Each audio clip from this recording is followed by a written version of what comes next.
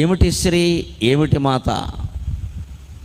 శ్రీ అనడంలోనే లక్ష్మీదేవి ఉంది, మాత అనడంలోనే లక్ష్మీదేవి సహా సరస్వతీదేవి సహా దుర్గాదేవి సహా అందరికీ ముగ్గురమ్మలకి మూలపుటమ్మ అయిన మాత అని అర్థం ఉంది.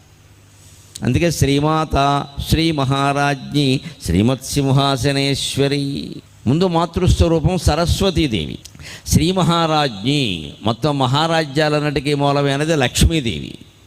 శ్రీమత్ సింహాసనేశ్వరి, శ్రీమంతమైన సింహాసనం మీద, శ్రీచక్రం అనే సింహాసనం మీద కూర్చొని ఉండేది భువనేశ్వరీదేవి. ఆవిడే మన దుర్గాదేవి, ఆవిడే మన కన్యకా పరమేశ్వరీదేవి. ఈ మూడింటిని కలిపి ఒక్క నామంలో శ్రీమాత్రే నమః అన్నారు.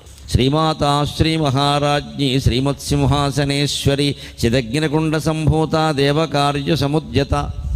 లలితా సహస్రంలో మొట్టమొదటి నామమే శ్రీమాత్రే నమః.